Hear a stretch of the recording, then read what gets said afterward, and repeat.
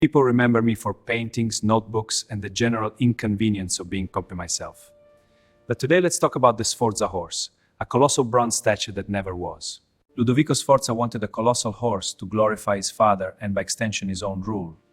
A monument for prestige, but the shifting politics of Milan and the scarcity of bronze meant it never happened. Designing a horse of that size meant solving balance, casting, transport, and mold problems on a heroic scale.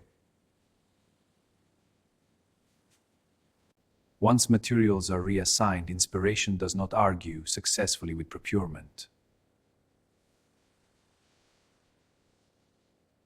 The original monument was never cast, and later destruction erased even more of the attempt. Political winds shifted, funds dried up, and the bronze was redirected for cannons.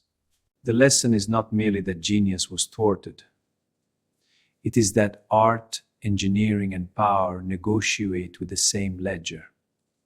For more masterpieces interrupted by the age around them, stay subscribed.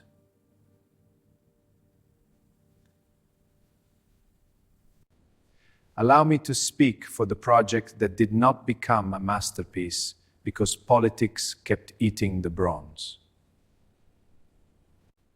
I supplied studies, engineering schemes, and enough ambition to intimidate a quarry. Yet, the monument fell to politics and the Duke shifting priorities. I modeled and worked toward a full clay version admired by practically everyone with functioning eyes.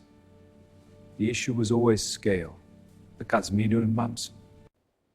The French invasion finished what shortages had already begun.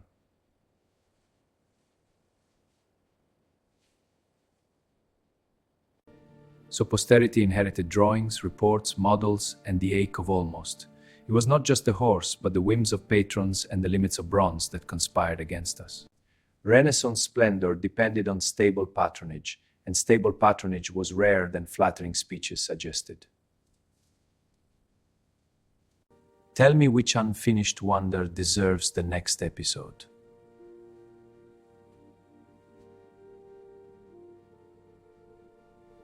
Nothing reveals a court quite like the monument it cannot finish. My colossal Sforza horse was to be a bronze marvel, yet remained clay. The sculpture was meant to be vast, elegant, and technically audacious. It would have stood as a symbol of prestige and monument power, but patronage and materials conspired to leave it unfinished. Then the political situation deteriorated, which is a rude condition for art. The Duke needed funds for soldiers, not bronze horse for my horse remains a clay dream. My giant horse stood as potential rather than permanence. Procuring enough bronze to cast it was a monument challenge. And then the Duke's priorities shifted from art to warfare. People call unfinished projects failures, as if ambition should apologize for history. But I see them as seeds, not graves. My horse was a promise to the future, not a defeat. Sometimes history's most revealing object is the one left unrealized.